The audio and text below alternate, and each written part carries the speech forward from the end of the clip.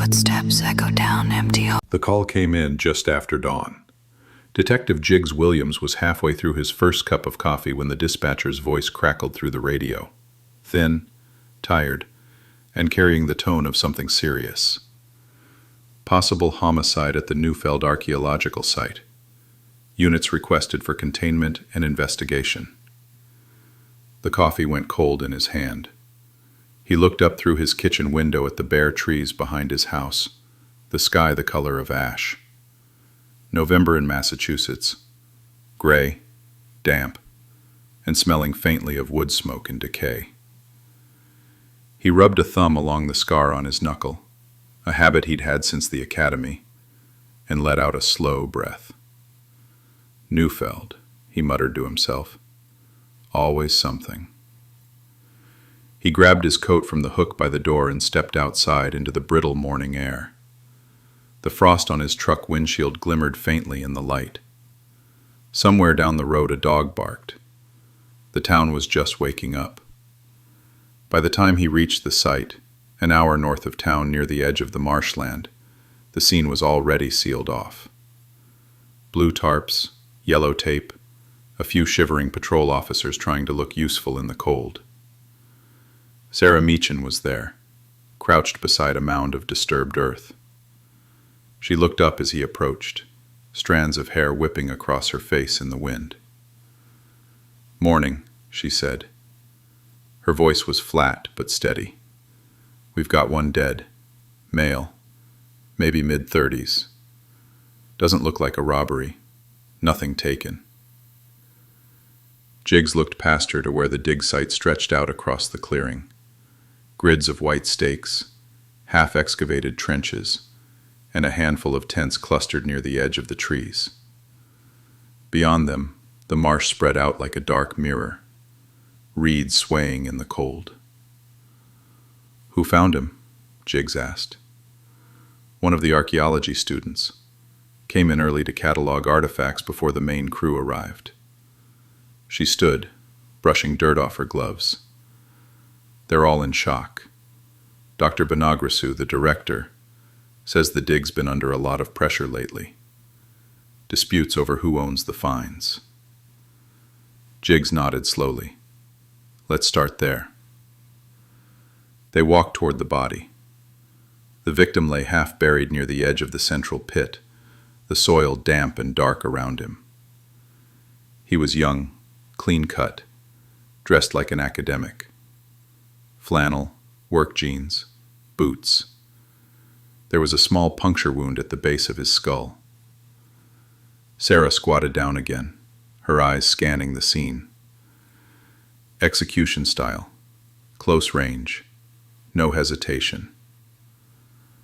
Jiggs crouched beside her, his breath steaming in the cold air. Someone wanted him silenced, not an accident. He looked around. The dig site was quiet except for the wind and the distant hum of generators. A few members of the crew stood near the tents, whispering, faces pale, eyes red. Dr. Noah Benagrasu emerged from one of the tents, his parka zipped up to his throat. He was tall, middle-aged, and carried himself with the kind of authority that came from long years in academia. His expression was grave.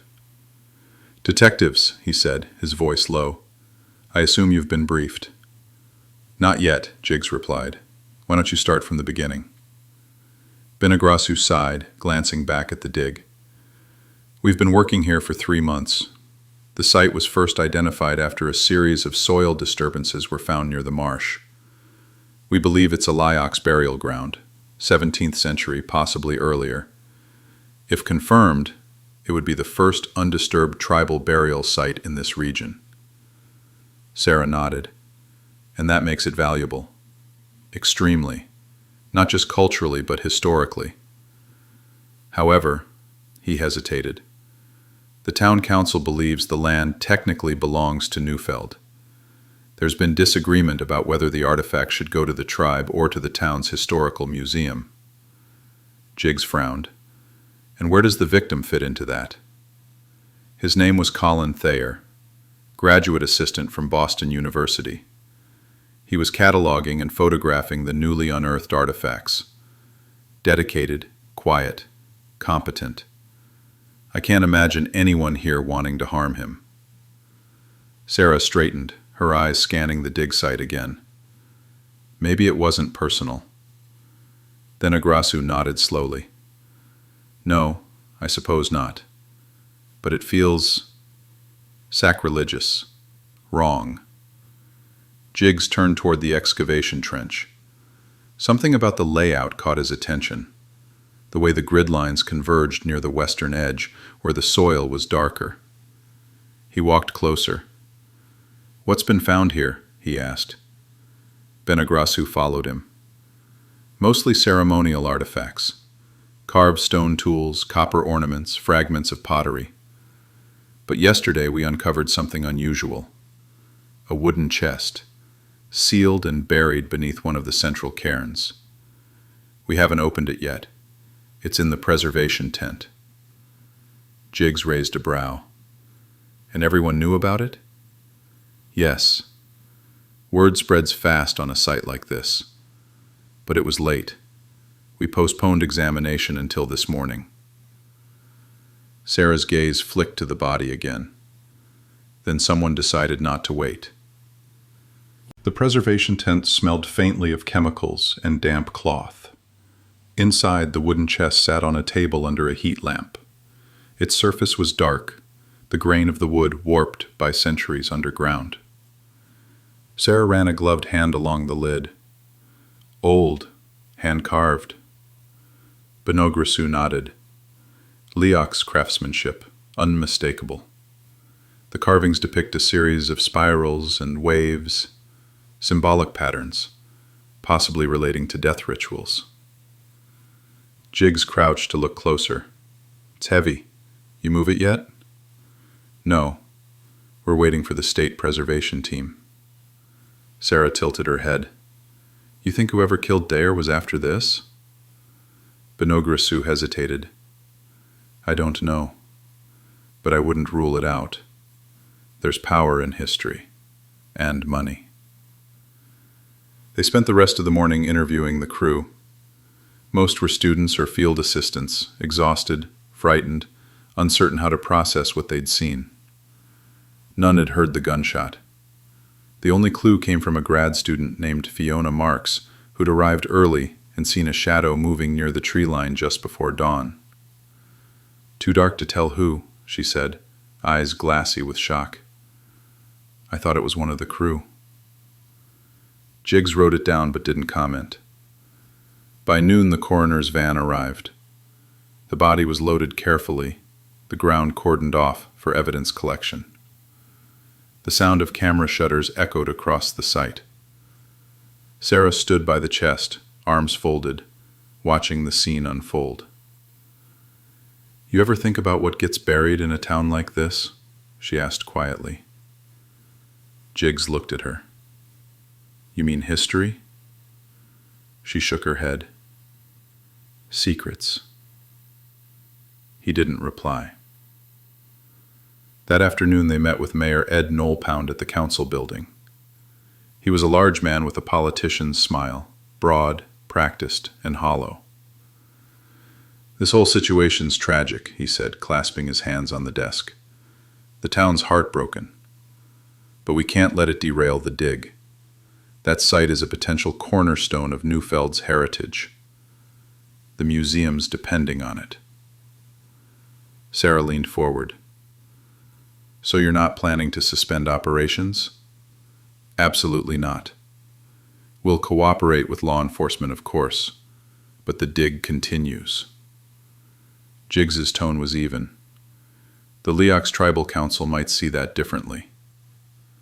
Nolpound's expression stiffened. With respect, Detective, the tribe has no legal claim to that land. The courts settled that decades ago. Maybe legally, Jiggs said, but not morally. The mayor's smile thinned. I'll leave morality to the philosophers. My concern is Neufeld's reputation and its future. Sarah stood, her eyes cold. Then you'd better start worrying about its present. They left without shaking hands. Outside, the late afternoon light stretched long shadows across the street. Sarah exhaled slowly. He's hiding something. Of course he is, Jiggs said. They all are. He looked up at the council building, its stone facade weathered and proud, banners flapping faintly in the wind. It had stood for over a century, a monument to local power. And now, like everything else in Neufeld, it was cracking beneath the surface. That night, Jiggs couldn't sleep. He sat in his living room with the lights off, staring out at the dark street. The sound of rain against the windows filled the silence. He thought about the body, the clean puncture wound, the calm execution, and about the chest under the tent. Somewhere in that marsh, the past was fighting to be remembered, and people were killing to control it. Morning came gray and brittle again, the kind of light that made everything look washed out. The marsh was still cordoned off, a line of yellow tape fluttering weakly in the wind. Jiggs parked by the access road and sat for a moment, listening to the hum of his truck's engine die away. Sarah was already there, standing by the perimeter, coffee in one hand, field notes in the other. She'd been at the station half the night, cross-checking witness statements. "You look like hell," Jiggs said. "So do you." He smiled faintly. "Fair." They walked the edge of the dig together, boots crunching over frozen ground. 2 uniformed officers waved them through. The site felt quieter today. No students, no chatter, just the slow, methodical rhythm of forensic work. "Anything?" Jiggs asked the lead tech. "Footprints. Partial," the tech said. "Looks like 2 sets. One belonging to Thayer, the other heavier, different tread pattern. We pulled a partial from a brass shell casing, 9mm, clean shot." Sarah nodded. "Professional, then. Or someone who knows guns." The tech hesitated. "Also, there's something else. We found pry marks near the preservation tent. Someone tried to open the chest after hours." Jiggs looked at Sarah. So the killer came back. They walked toward the tent. The lock was bent, the hasp twisted slightly. Whoever had tried it hadn't managed to get inside. Sarah crouched to examine the marks. "Flat-edged tool," she murmured. "Screwdriver, maybe. Someone impatient." Jiggs straightened. He came looking for what he didn't get the first time. Inside, the chest sat unchanged under its lamp, but the air felt heavier. The carved spirals seemed to shimmer in the light, as though the wood itself was breathing. Sarah stared at it. "It feels wrong to keep it here, like it knows what's happening." "Artifacts don't know anything," Jiggs said quietly. "People do, and that's worse." They drove into town later that morning to meet with Dr. Noah Benogrisu again. His temporary office was crammed with maps, notes, and photographs of the site. He looked exhausted, eyes rimmed with red. "I can't believe this is happening," he said. "The Liax Council is furious. They believe the killing is a warning." "A warning to who?" Jiggs asked. "To all of us," Benogrisu replied. "They say the spirits of the buried dead protect their own, that desecration has consequences." They walked toward the tent. The lock was bent, the hasp twisted slightly. Whoever had tried it hadn't managed to get inside. Sarah crouched to examine the marks. "Flat-edged tool," she murmured. "Screwdriver, maybe. Someone impatient." Jiggs straightened. He came looking for what he didn't get the first time. Inside, the chest sat unchanged under its lamp, but the air felt heavier. The carved spirals seemed to shimmer in the light, as though the wood itself was breathing. Sarah stared at it. It feels wrong to keep it here, like it knows what's happening. Artifacts don't know anything, Jiggs said quietly. People do, and that's worse. They drove into town later that morning to meet with Dr. Noah Benegrasu again.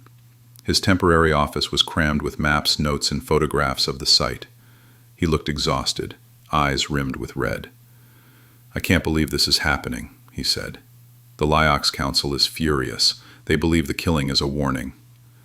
"A warning to who?" Jiggs asked. "To all of us," Benegrasu replied. "They say the spirits of the buried dead protect their own. That desecration has consequences." That evening, the preservation team from Boston arrived to open the chest under controlled conditions. The process took hours.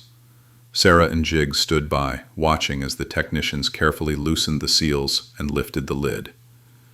Inside was a layer of woven cloth, fragile as ash. Beneath it lay an assortment of objects: carved bone pendants, copper beads, obsidian knives, and in the center, a small stone idol shaped like a serpent coiled around itself.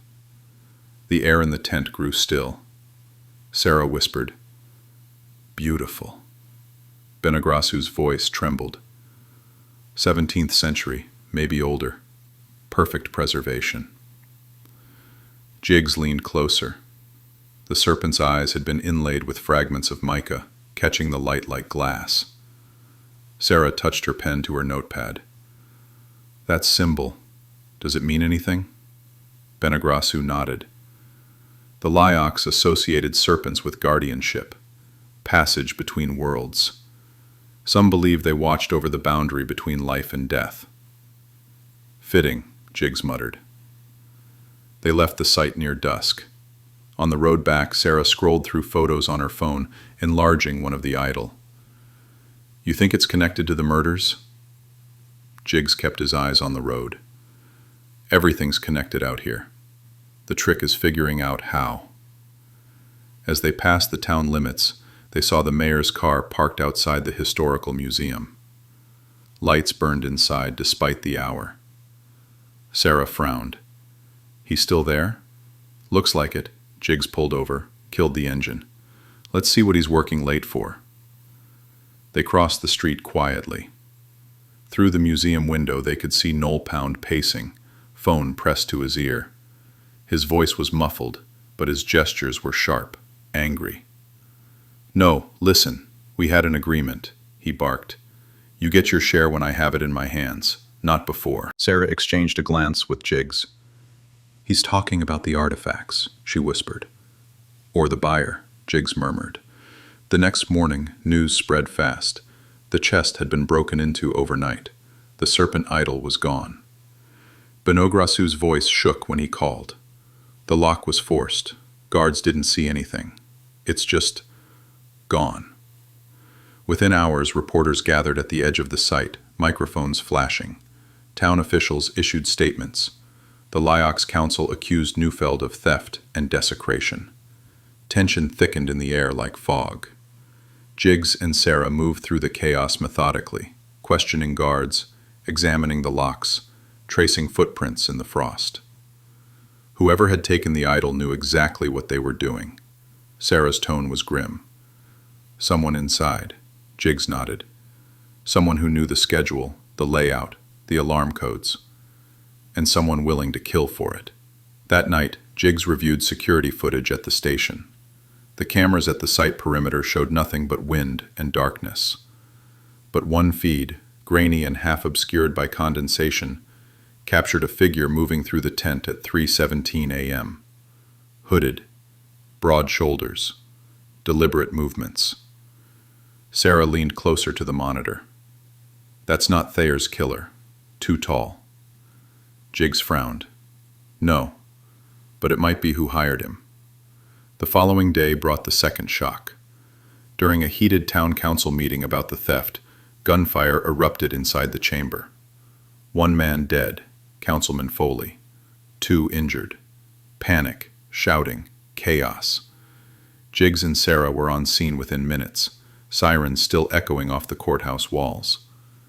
Foley lay collapsed beside the podium, blood spreading across his white shirt. Sarah knelt beside him, checking for a pulse she already knew wasn't there. "Same caliber," she said softly. 9mm. Jiggs looked around the chamber. Papers scattered, people crying, shouting. Mayor Neufeld pale as chalk near the back, surrounded by aides. He turned to Sarah. "They're tying up loose ends." The days that followed blurred into interviews, evidence bags, and sleepless nights. Ballistics matched both shootings. The same weapon, the same precision. Sarah pored over financial records, tracing connections between Neufeld, the museum board, and a shadow company registered out of state. Money moved quietly through accounts tied to consulting fees. "Artifacts worth millions on the black market," she said. "If the idol got out, it's already gone." Jiggs stared at the caseboard. "Unless it's still here." Late one night, he drove alone to the marsh. Fog curled low over the ground, wrapping around the skeletal trees.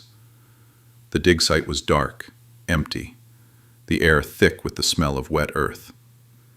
He walked to the center trench and stood there in silence, listening to the faint lap of water against the reeds. Somewhere, an owl called. For a long time, Jiggs didn't move. That night, Sarah couldn't sleep. She sat at her kitchen table, laptop open, scrolling through banking logs Jiggs had dug up. The pattern was there. Quiet transfers between the mayor's campaign fund and Shale's holding company. She poured another cup of coffee and stared at the serpent's photograph again. The craftsmanship was breathtaking. The surface rippled as if alive. Her phone buzzed. A text from an unknown number. "Stop digging. The dead don't like being disturbed." She froze. Her heart thudded in her chest. She called Jiggs immediately. He answered on the second ring, voice gravelly. "What's wrong?" "Somebody knows. They texted me." "Read it." She did. Silence. Then Jiggs said, "Pack your gear. I'll pick you up in 10. They drove in silence, headlights cutting through fog. The town was asleep, but the air felt tense, electric. Jiggs's hand rested on the wheel, steady but tight. Sarah broke the silence. "You think it's Neufeld?" "I think Neufeld's working for someone meaner," Jiggs said. "Someone who doesn't send texts. Someone who sends bullets." They arrived at the dig site just after midnight. The security lights flickered weakly. One of the tents had collapsed in the wind, its white fabric sagging into the mud. Jiggs killed the headlights. They stepped out quietly, flashlights cutting thin lines through the dark. Sarah moved toward the trench. "What are we looking for?" "Evidence," Jiggs said. "Anything Neufeld didn't move." She knelt, sweeping her light across the ground. Something metallic glinted in the mud, a key ring, half buried. "Got something." They pried it loose. A museum keycard, labeled with Bonograsu's name. Sarah frowned. Why would his card be out here? Before Jiggs could answer, the wind shifted, and they heard it.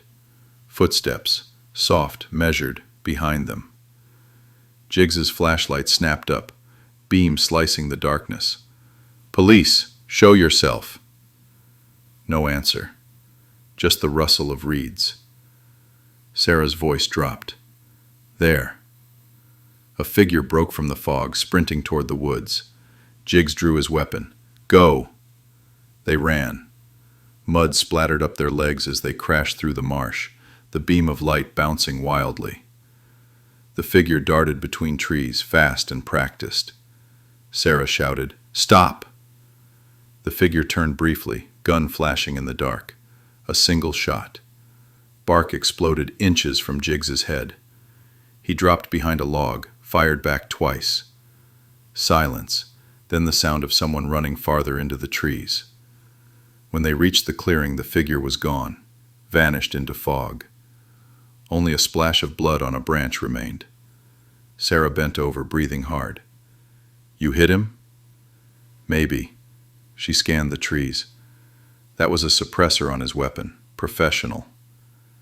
Jiggs nodded grimly. "Yeah, which means this isn't about superstition anymore. It's a cleanup job." Late one night, he drove alone to the marsh. Fog curled low over the ground, wrapping around the skeletal trees. The dig site was dark, empty, the air thick with the smell of wet earth. He walked to the center trench and stood there in silence, listening to the faint lap of water against the reeds. Somewhere, an owl called.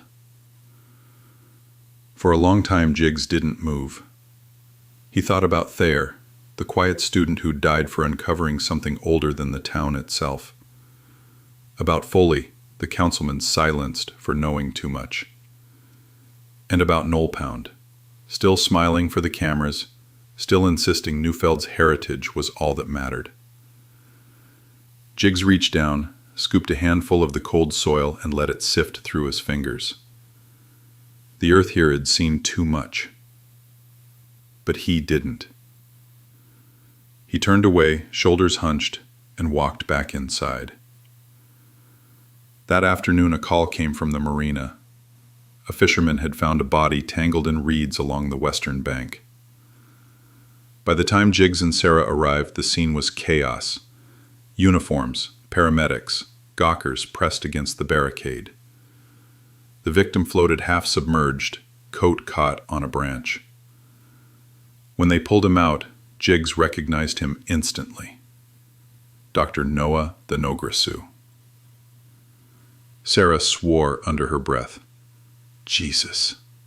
He didn't even make it 2 days. A single gunshot wound to the chest, close range, no sign of robbery. They stood over the body as the coroner zipped the bag. Jiggs's throat felt tight. The Neufeld had been the only one who spoke about the idol like it meant something beyond money. Sarah said, "Now the academic, the student, the councilman. 3 deaths, 1 object." Jiggs's eyes tracked the current, and whoever's behind this thinks the idol is worth all of it. Back at the precinct, the walls seemed to close in. The evidence board was a collage of faces and red lines. Thayer, Foley, the Neufeld, Neufeld, the missing idol. The serpent's photograph stared out from the center like a curse. Sarah leaned against the desk. "If we can't find the idol, we can't find motive." Jiggs rubbed at his temples. "Or we can flip it, find who wanted it gone." She frowned. "Meaning?" He pointed to the map. "Every move, every death, leads back to the same funding stream. The Neufeld Preservation Initiative. That's the public name. But there's a private partner buried in the paperwork, someone calling themselves Shale Industries." Sarah's eyes widened. "That's not local." "No," Jiggs said. "It's based out of New York. Offshore accounts, shell companies, the works." She sighed. So the idol was already sold before the dig even started. Exactly. The morning light did nothing to ease the feeling that something had shifted. The town wore the illusion of calm. Coffee shops opening, kids waiting for buses. But under it, Neufeld was trembling. The news cycle had moved from curiosity to panic. 3rd murder in archeological feud. The council issued bland condolences, but everyone knew it was rot behind painted wood. Jiggs and Sarah didn't bother going home. They spent the night in the precinct conference room, maps and photos spread like a surgeon's instruments. The idol's image glinted from every surface, a serpent of carved stone, coiled and ready to strike. Sarah's voice was hoarse from no sleep. "We're missing something simple. There's always something simple. Jiggs grunted. Like what? Like why Foley, Bonogrisou, and the volunteer were killed in that order. Not random. Someone's cleaning the chain. He rubbed his jaw. You're saying each death closes a loop. She nodded. Exactly. Foley connects the council to the sale. Bonogrisou connects the tribe to the academics. The volunteer connects both to the physical site. Jiggs's eyes narrowed. Then there's only one link left. Sarah met his look. The buyer. They followed the money. Bank logs, permits, transfers. Hours of slow, unglamorous work. Jiggs had seen hundreds of cases like this. Greed dressed as progress.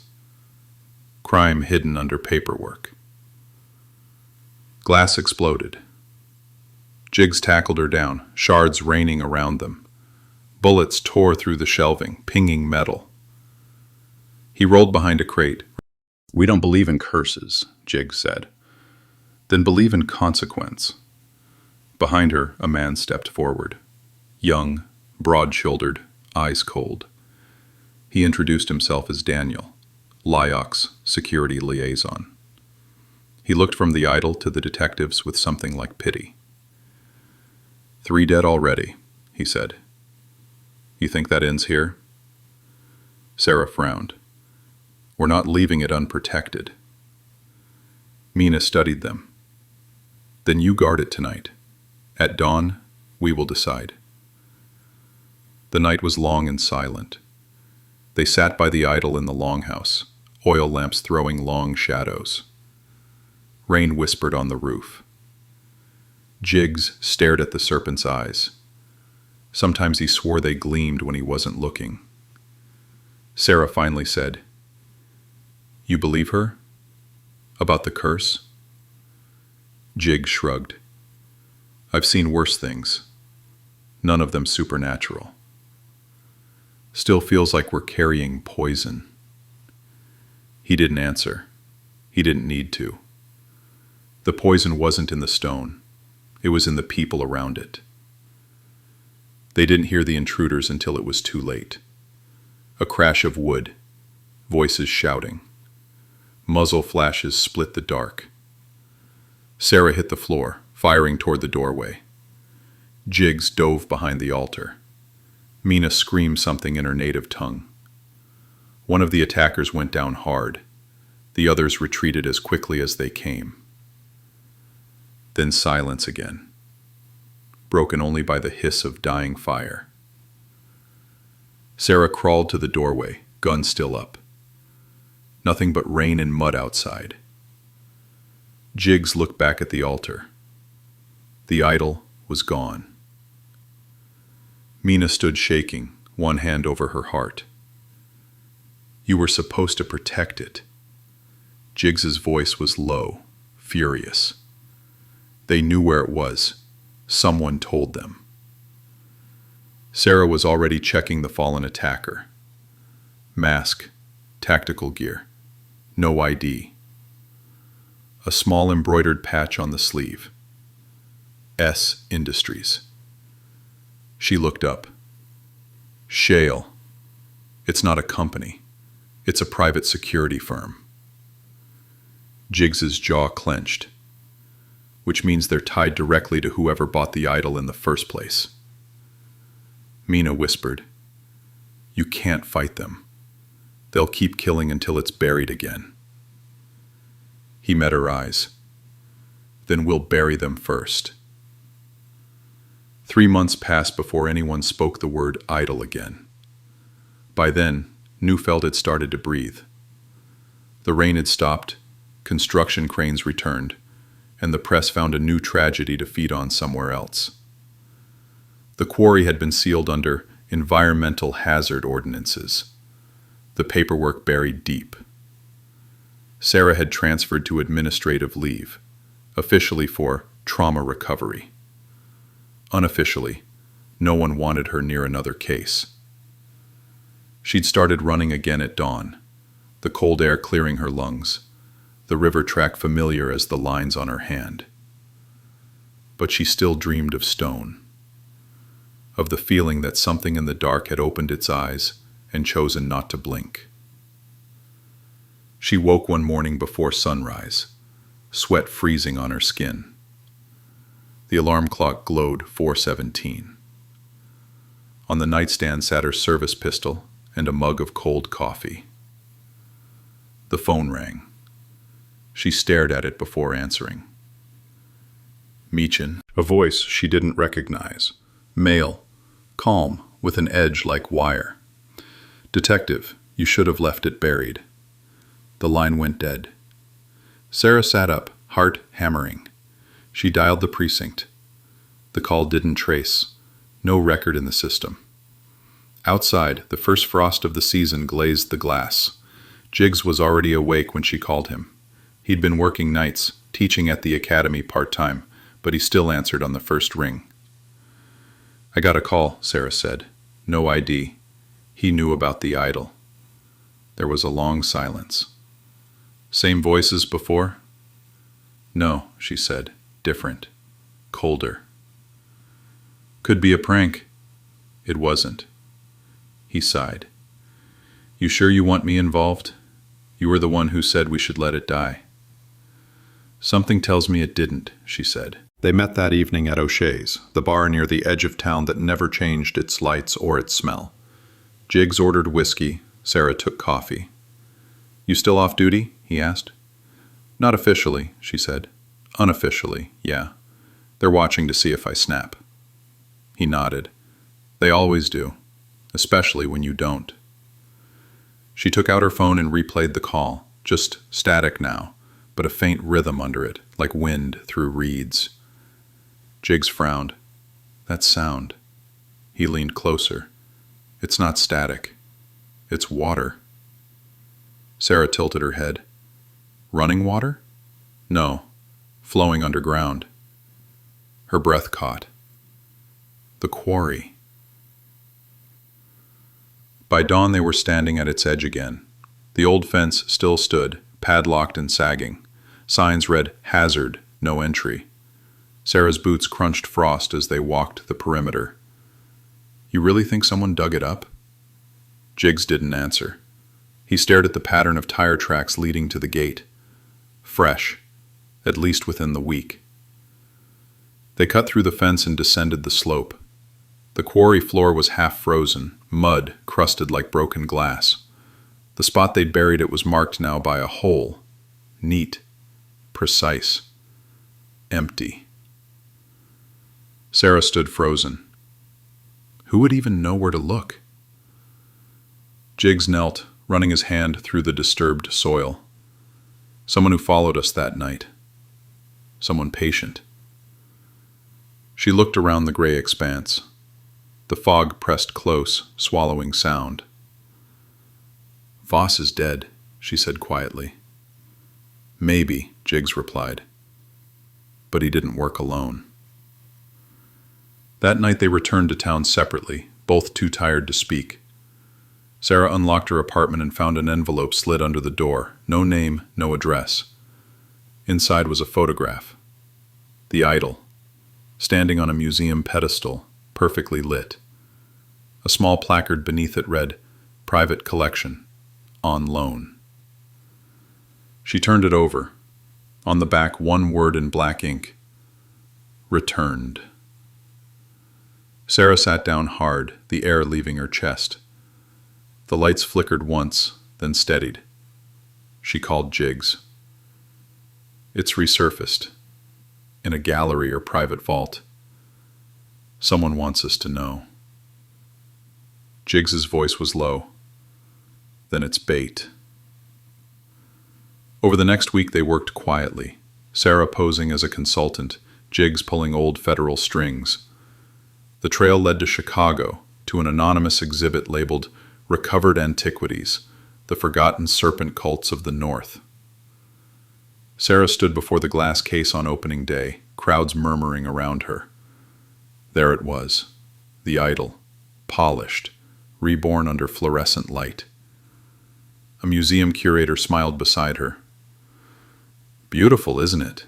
Found during a private restoration project in Ontario. Extraordinary providence. She felt her pulse hammering. Who donated it?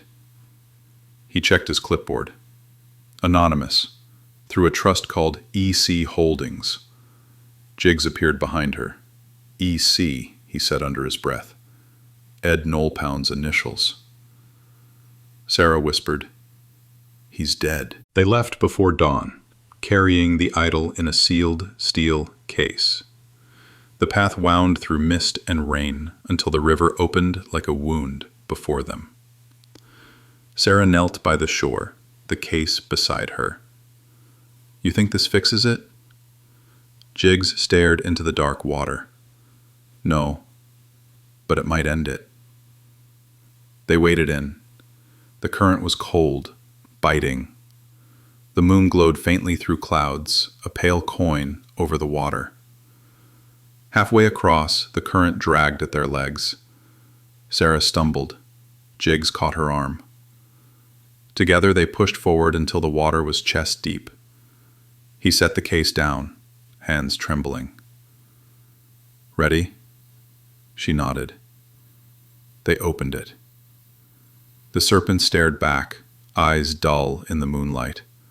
For a moment, Sarah thought she heard something, like breath drawing through stone.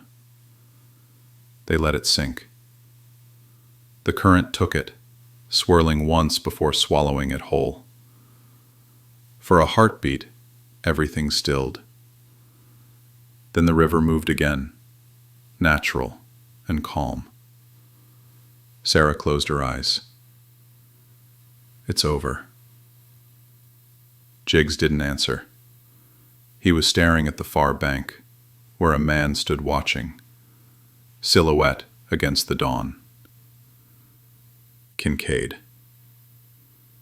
He raised a hand, blood still bandaged at his shoulder, and smiled. See you in the next excavation, he called, voice carrying across the water. Then he turned and disappeared into the trees. Back in town, the air felt cleaner. The news moved on. Mina held a quiet ceremony by the river, the Lyox elders chanting in low tones. Sarah and Jiggs stood apart, silent, not speaking of what they'd seen. When it was done, Mina looked at them. You've done what most men won't. You returned what was stolen. That matters. Sarah nodded. It doesn't feel like enough. It never does, Mina said. That's how you know it was right. They walked away from the river together, not as detectives, not as saviors, just two people carrying the weight of what they'd seen. Jiggs finally broke the silence. So what now? Sarah smiled faintly. Coffee, sleep, maybe start pretending to live again. He chuckled. You think that's possible? She looked back once at the river. The fog was lifting, the first sunlight breaking through. Maybe, she said. For a while. They didn't see the ripple that spread across the water then, slow and deliberate, as if something deep below had turned over in its sleep. 6 months later, the river thawed. Spring in Neufeld came slow, hesitant, as if the ground still remembered what had been buried in its depths. Sarah had gone back to work, though not in homicide. She was running community outreach now, speaking to high schools about criminal justice and the weight of truth. She told herself she liked it. She told herself it was quieter this way. Sometimes, on her walks home, she would stop by the bridge and look down at the water. The current had changed, stronger now, more insistent. The banks had shifted. It was as if the river itself was restless. 6 months later, the river thawed. Spring in Neufeld came slow, hesitant, as if the ground still remembered what had been buried in its depths. Sarah had gone back to work, though not in homicide. She was running community outreach now, speaking to high schools about criminal justice and the weight of truth. She told herself she liked it. She told herself it was quieter this way. Sometimes on her walks home she would stop by the bridge and look down at the water. The current had changed, stronger now, more insistent. The banks had shifted. It was as if the river itself was restless. That morning she saw the survey tents first, bright orange against the gray mud. Trucks from the state university lined the bank, workers and waiters setting up equipment. She felt her stomach drop. "Not again," she whispered. The call came 3 hours later. "Detective Meechan?" The voice was familiar but distant. Dr. Noah Banagrasu's replacement, Dr. Isabel Kettering, the new lead for the Center for Indian Archeological Studies. Sarah's gut clenched the moment she heard the name. "I'm not a detective anymore." "I know," Isabel said quickly, "but I think you'll want to see this. We found something at the site." Sarah hesitated. "If this is about the idol, it's not," Kettering interrupted. "At least, I don't think it is. You should come see for yourself." Jiggs met her at the site that afternoon. He'd grown a beard, rough and gray, like the tide had left salt on his face. He still carried himself like a cop, but slower now, every movement considered. "Didn't think I'd be back here," he said. "Neither did I," she replied. They followed Dr. Kettering to the dig trench. The team had uncovered a series of wooden beams, dark with age, forming the outline of a small chamber. Inside, half submerged in silt, was a stone pedestal. Sarah froze when she saw it. The same circular carvings, the same snake motif spiraling outward. But the center was empty. "There used to be something here," Kettering said softly. "We think it was taken, centuries ago. Whatever you found last year, it probably belonged right here." Jiggs knelt by the pit. "So it wasn't just a burial, it was a vault." Kettering nodded. "We carbon dated the structure, 17th century, possibly earlier. Whoever built it wasn't just burying something, they were imprisoning it." Sarah felt her pulse in her throat. "Then we didn't bury it, we released it." The wind shifted. For a moment it sounded like whispering through the reeds. That night, Sarah dreamed again. The same water, the same darkness, but this time she wasn't alone. She saw shapes in the current, faces half-formed, reaching up through the murk. And in the center of it all, the serpent's eyes, open and alive. She woke gasping, the room cold though the heater was on. The phone buzzed. A message from an unknown number. "You didn't finish it." She stared at the screen until the letters blurred. Then she got dressed.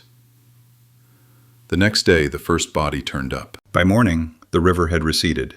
The mud was streaked with black sediment like veins. Sarah traced one line with her boot. It led from the bank straight toward the dig site. Jiggs followed it, flashlight cutting through fog. The trail ended at a fissure where the flood had eaten through the riverbank. They climbed down, boots sliding in wet clay. The tunnel below was narrow and dark, the air heavy. Sarah's voice echoed softly. "You smell that?" "Stone dust," Jiggs murmured. "And something else. Like—" He didn't finish, because there it was, the idol, half buried in silt, exactly where they'd left it, but cracked now. A split down its side like a wound.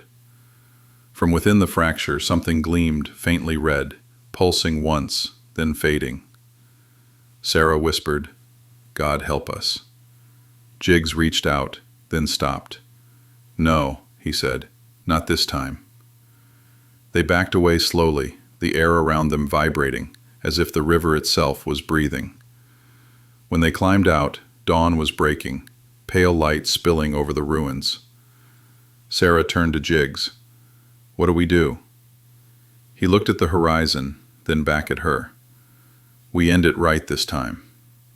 The morning air was sharp, biting into Jiggs's lungs as he followed Sarah through the overgrown path along the riverbank. The town behind them was quiet, oblivious to the battle that was about to unfold just beyond its gaze. Do you think anyone else knows where it is? Sarah asked, boots squelching in the mud. Jiggs didn't answer immediately. If Kincaid's alive, he'll know. The rest? Probably just rumors and fear. Sarah's hand brushed the holster at her side. We can't risk leaving it. He nodded. We won't. The fissure from segment 8 yawned ahead, the mud-streaked walls threatening to collapse under the slightest pressure. Together, they climbed down into the tunnel, the smell of wet stone and decay thick in their nostrils. Inside, the idol lay in the same pool of silt, cracked but unnaturally luminous, as if the serpent still breathed through the stone. Sarah shivered. It's not just stone, she murmured. It's aware. Jiggs didn't reply. He scanned the tunnel, flashlight cutting swaths through the darkness. Something moved, a faint reflection, like red eyes, glinting from the far corner. Get ready, he whispered. We're not alone. From the shadows, Kincaid stepped forward, gun raised, his sleeve ripped from the previous confrontation, blood staining his palm. Detectives, he said smoothly. I knew you'd come back. You never leave things alone, do you? Sarah squared her shoulders. This ends tonight. Kincaid smiled faintly. It ends only when it chooses. You'll see why. The air seemed to vibrate as the tunnel walls closed in, water dripping in a slow, deliberate rhythm. Kincaid moved forward, calculating, precise, aiming for a narrow shot. Jiggs dove, tackling him to the ground. Sarah steadied her aim. You think value justifies murder? I think murder is the tax on civilization, Kincaid said calmly. Always has been. For a heartbeat, no one spoke. The hum of the city leaked through the walls, faint and distant. Then Sarah fired. The bullet clipped Kincaid's shoulder. He staggered, surprise cracking his composure. Jiggs wrenched his chair sideways, breaking it against the floor. Sarah grabbed his arm and they ran, bullets shattering the glass behind them. They burst through the loading dock, down metal stairs slick with rain. Sarah's lungs burned. Jiggs limped, blood seeping through his sleeve. They reached the alley, diving behind dumpsters as more shots rang out. Somewhere in the dark, Kincaid shouted, You'll never outrun it, detectives. The serpent always comes home. They didn't stop running until they reached the river. The skyline shimmered in the distance, neon reflected in black water. Jiggs slumped against the railing, breathing hard. He's right, you know. Sarah looked at him. About what? The serpent. It always comes home. She watched the river a long time before answering. Then we don't give it a home. They hid out in an old safe house Jiggs still had access to, a crumbling apartment above a shuttered laundromat. Sarah stitched the cut on his arm under flickering light. He flinched once, but didn't complain. How'd you find me? Track the photo metadata. You taught me that trick. He gave a rough chuckle. Guess I did. When she finished, she sat back, exhaustion creeping in. He called it the serpent, like it's more than an artifact. Jiggs nodded slowly. Voss called it that too. Said the tribe believed it held the memory of what men are capable of. Violence, greed. They didn't worship it, they feared it. Sarah leaned forward, voice quiet. Maybe that's why every person who touches it ends up dead. Then we need to destroy it, Jiggs said. Where? Where it began. They returned to Neufeld 3 days later. The town looked smaller now, more fragile. The dig site had been overgrown, the fences rusted.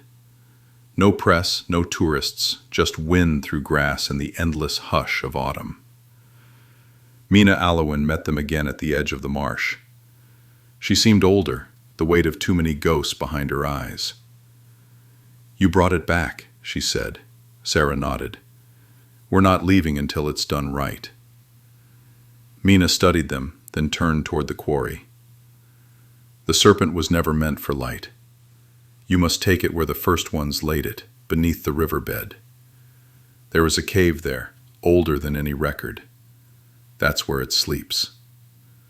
"How do we get there?" Jiggs asked. "You don't," Mina said softly, "unless you're willing to stay." The river flowed behind them, gray and steady. The wind lifted, carrying the faint scent of cedar and earth. For now, Neufeld could breathe again. The darkness buried beneath mud and water. The idol's curse extinguished, or at least locked away. Spring had settled fully over Neufeld. The air was soft, scented with wet earth and flowering alder. Birds returned to the riverbank, weaving songs through the quiet streets. Life had resumed its ordinary rhythm, though beneath it, the memory of the past lingered like a shadow no sunlight could banish. Jiggs and Sarah walked together along the edge of the river, boots crunching on gravel. Neither spoke much. Words seemed inadequate after months of chase, danger, and loss. "You think anyone will ever know the whole story?" Sarah asked, glancing at him. He shook his head. "No. And if they do, they won't understand. Some things are meant to remain buried, even in memory." The town was waking behind them, shops opening, children playing in the distance, a dog barking at the river's edge. Neufeld was ordinary again. For now. Mina Alowin met them quietly at the old longhouse. Her eyes were older than the last time they'd seen her, lined with storms, weathered silently. "You returned balance," she said simply. "The river flows, and the earth remembers, but the serpent sleeps again." Sarah nodded. "Do you think it's really gone?" Mina studied the horizon. "Gone? No. But it cannot act now. Not while those who would respect its memory remain. You are among them." Jiggs glanced at Sarah. "Guess we're not getting medals for this." Sarah smiled faintly, a mixture of exhaustion and relief. "I don't think we ever wanted them." They walked back toward town together, each step heavier than normal, as if the river's weight had seeped into their bones. Weeks passed. Neufeld healed slowly. Mayor Nolpound's scandal faded, replaced by new council members, legal reforms, and polite forgetfulness. The dig site was secured permanently. Students returned under strict oversight, the artifacts cataloged and stored in protective facilities under federal supervision. Jiggs returned to the precinct, not as a lead detective this time, but as a consultant, training new officers, sharing lessons he had learned in ways no report could capture. Sarah resumed fieldwork occasionally, but her heart remained tethered to the river, to the memory of what had almost been lost. They saw each other often, though not out of habit or duty, just the quiet companionship of people who had survived something that had almost destroyed them. One morning, they returned to the riverbank, alone. The water was still, silver in the early light. Jiggs knelt by the edge, cupping it in his hands. "Feels different now," he said. Sarah stood behind him, watching. Quieter. He let the water slip through his fingers. "It's the silence after the storm," the kind you only notice when you've seen what storms can do. Sarah knelt beside him. Do you think we did enough? He looked at her, eyes soft but unyielding. Enough? We faced it. We stopped it from hurting anyone else. That's all we can do. They stood together in silence, listening to the river whisper over stones, the wind brushing the reeds. It was peaceful, but not empty. They carried the memory of everything, the deaths, the greed, the idol's haunting pull, and in carrying it, they survived. Jiggs finally spoke. You ever think about what we buried last time? Sarah shook her head. Only when I wake in the middle of the night, and it's just me in the dark. He smiled faintly, a small, rare smile. We put it back where it belongs. That counts for something. They left the river together, footsteps muted on the gravel, leaving the past behind as much as people ever could. From the shadows, the wind shifted, lifting a faint scent of wet earth and cedar. And somewhere, deep beneath, in the river's hidden chambers, the serpent rested, silent, patient, as if remembering that it had once walked among men and waited for the moment it might walk again. Neufeld breathed, and life went on.